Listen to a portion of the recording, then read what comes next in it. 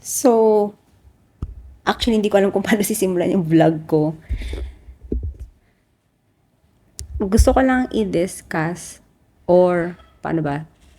I'm contemplating kasi kung itutuloy ko pa ba yung pag-vlog kasi nga I've been doing content for quite some time. But then, syempre, we expect, 'di ba, na in return, you get something out of it. Siguro dahil sobrang inconsistent ko sa pag-upload, somehow, syempre, yung algorithm, it really matters. Anyways, while doing this, I have to prepare kasi pupunta kami ng The Feast, Dubai. So, it's a Catholic ministry wherein if you want to have a deeper relationship with God, we have a gathering here in Dubai every Sunday and meron kaming 4 na Feast Dubai. Anyway, I will not talk about it more kasi hindi naman to about sa Feast Dubai. Being an expat in Dubai or in the UAE for almost or more than 10 years.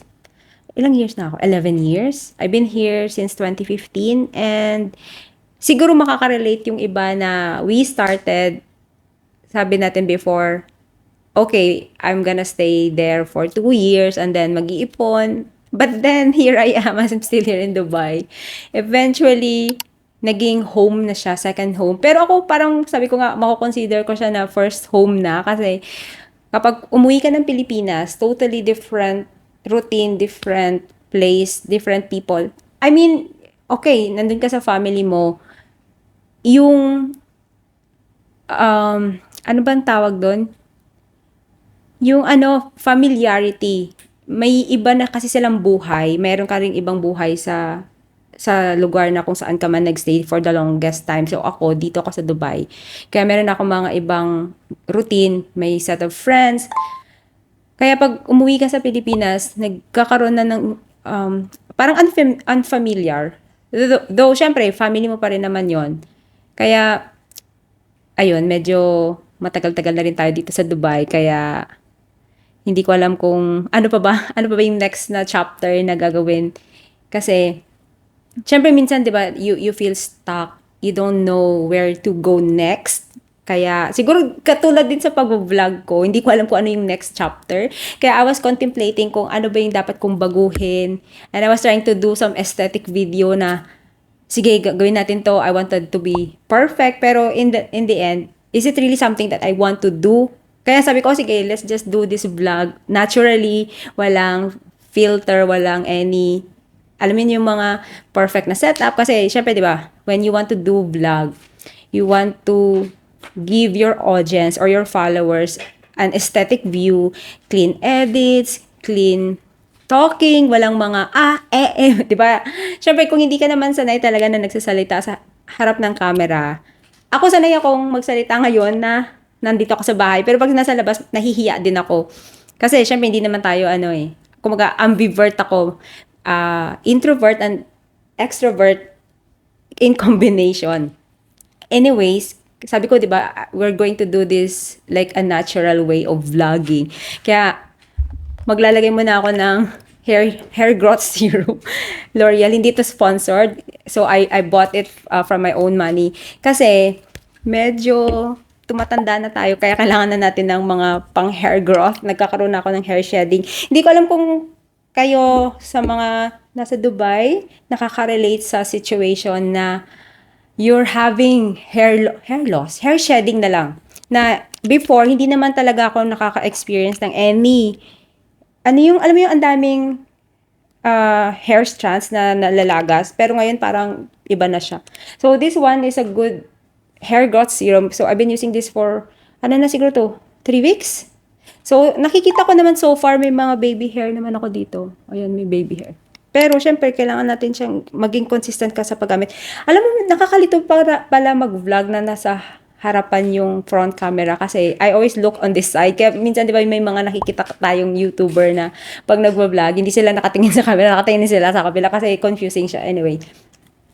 Tapos, so yun, I've been here for 10 years. More than 10 years. Ano na bang na-achieve? I think we have to talk about kung ano yung mga na-achieve natin within the span of that years. Ano bang na-achieve ko? Siguro mga resibo, char.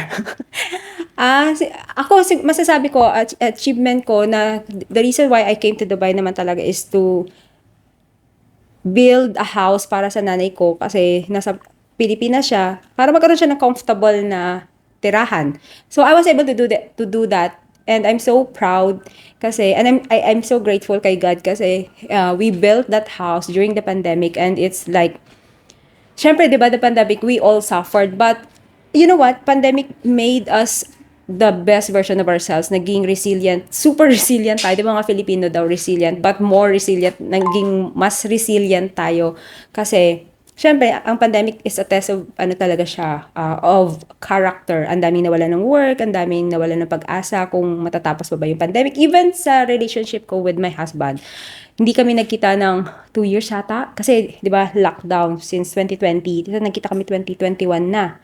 So, parang ganon. So, relationship-wise, marami din affected.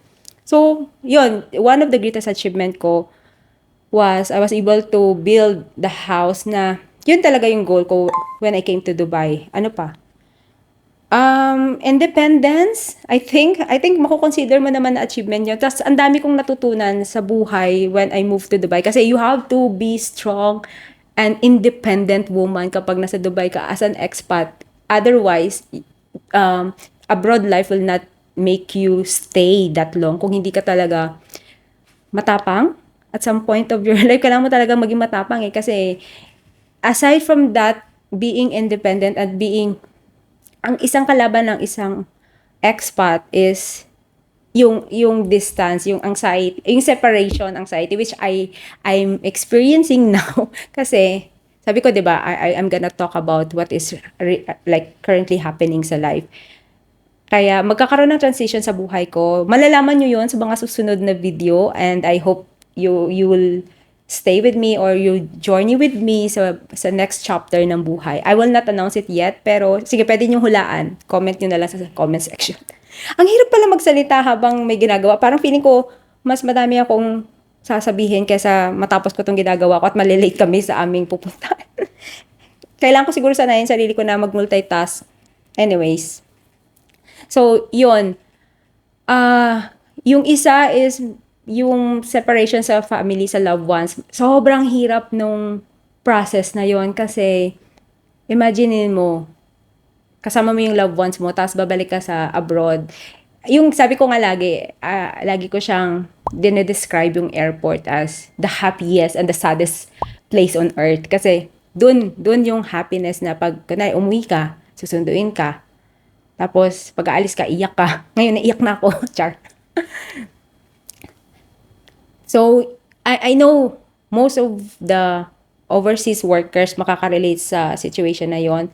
And yun yung isang bagay na gusto kong i-overcome sa sarili ko kasi meron akong attachment issue. It's a childhood trauma. I will discuss it later on. Siguro kung susubaybayan niyo yung journey natin. So, I will discuss it later on para malaman. Kasi ako, I'm trying to figure out kung paano siya i-overcome. Yung attachment issue is it rooted or nanggaling siya sa childhood trauma mo. Kasi, like, a background short story lang. When I was a kid, yung nanay ko, nagtrabaho siya sa city, sa Maynila. So, we have to separate ways. Siyempre, di ba, as bata na wala namang alam sa nangyayari. Parang hindi ko alam. Nabasa ko lang to dahil sinabi ni ChatGPT. Nakipag-usap ko kay ChatGPT. Hello, ChatGPT. Sabi niya, parang, yun nga, by the way, wag niyong gagamitin si ChatGPT when you want to analyze someone other than yourself kasi ginawa ko yun sa asawa ko, hindi siya maganda. So, disclaimer lang, you really have to be cautious when using an AI kasi they don't know the person you're analyzing with, 'di ba? Ikaw lang nakakakilala doon. Kaya may tumatawag, Pinas Express Clearing. Pinas Cargo yata ito. Tumatawag sa number ko. Buksan mo nga, bes, baka nandito yung kaibigan ko, si Arnie. Kasi magpapabox kami, kaya siguro magde-deliver ng box. Sagutin ko kaya muna, wait lang. So, saan na tayo? Tumawag kasi yung Pinas Cargo, magpapabox ako. Kaya yun. Sige, tapusin ko muna tong pag-hair growth serum ko. Ayun lang naman siya. Ilalagay mo siya na on a damp hair para ma-absorb nung product. Ma-absorb yung product ng scalp mo. Yan. Narinig nyo?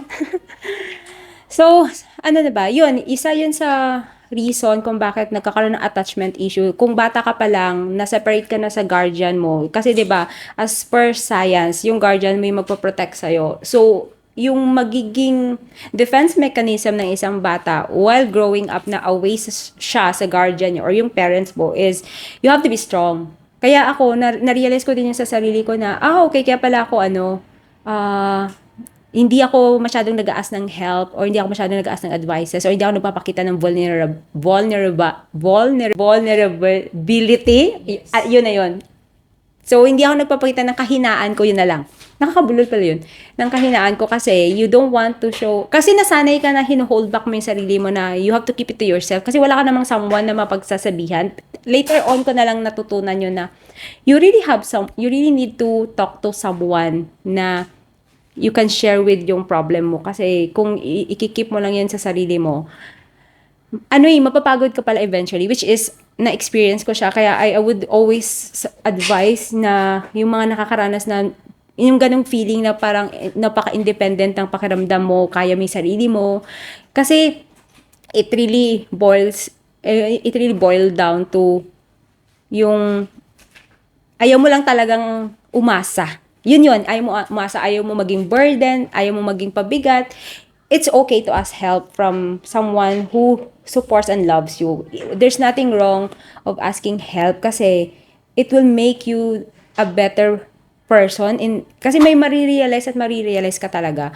So, yun. I will not say anything na parang ang achievement ko sa Dubai is about more on material things, but rather it's how you grow as an individual person while living abroad. Kaya, yun yun lang yung masishare ko when it comes sa being an expat sa UAE or sa Dubai.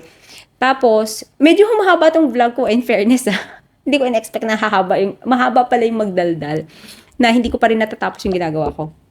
So, the reason why I'm doing this vlog kasi I wanted my followers, kung solid followers kayo, please follow me because I would be sharing more of my personal story now sa channel natin.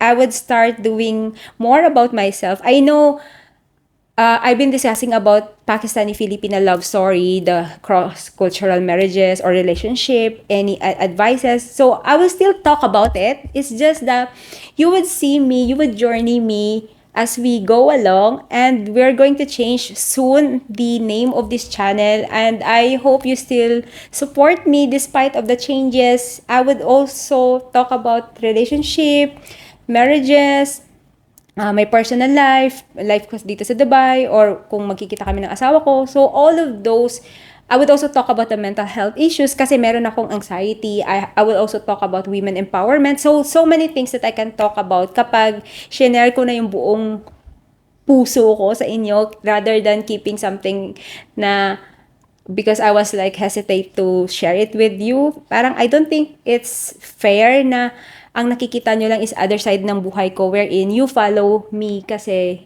I know you're gaining something, diba? And I hope we gain from each other. Kaya this is just like a quick update of my life. How am I doing in Dubai for the past 11 or almost 12 years now, and at the same time trying to transition from the Pakfil love story into the new me, and it's me, Ernie Lee. You'll get the updates soon sa channel and also sa Facebook community natin, also on TikTok. Sana you still continue to support me despite of the changes, and you would see more about advices pa rin naman. Kaya don't worry about it kasi lahat naman yon pag-uusapan natin, magiging broad lang yung topic and content ko in the next couple of weeks kasi so I'm gonna announce it soon, hindi pa sa ngayon, but you would know as you journey with me. Kaya, ito, after ko maglagay ng hair growth serum, kailangan mo siyang hair dry. Ano lang to, hair care tip. Kasi, di ba nga, nag-hair shedding ako. Sa mga taga Dubai, alam nyo, yung experience na nagkakaroon kayo ng maraming hair fall. So, before ang isa sa natutunan ko or isa sa mga based on my research, you have to blow dry your hair every single time na binabasa niyo yung buhok niyo. Kasi kapag damp siya, ano daw siya, prone siya sa, ano ba yun? Sa yeast infection kasi open pores ka. So, you really have to dry it up bago ka maglagay ng any products. Pero yung serum na nilagay ko, this one is for damp hair talaga kasi hair growth siya to stimulate yung hair growth. Ano ba tawag nila doon? Basta hair growth hormones yata sa... Hindi ako expert kaya I'm just saying this like in a general overview. Tapos eto, gamit ko to. This one is Purador from Purador. This is an argan oil heat shield. So, isi-spray mo lang siya. Maganda to kasi may, may lock. Isi-spray mo lang siya sa hair mo para heat protectant siya in short. Para pag nagbo-blow dry ka, hindi madamage yung hair mo. Kaya, spray mo lang ng... Kaya everyday ako hair dry. Kasi everyday din naman ako naliligo. Isa pa pala, hindi ko alam, iba-iba naman ng mga opinion yung mga hair expert. Pero, it works for me na naliligo ako every single day. Tapos, I will share my hair care routine sa susunod ng video kasi hahaba na to na hindi naman related sa kung ano man yung gusto kong i-share sa video na to. So, thank you so much for kung nanood ka ng video na to. I hope you've learned something. And I hope na sa susunod na mga video, abangan nyo kasi it will be more, it's me, Ernie Lee, the authentic side of Ernie Lee. Thank you and welcome to my channel.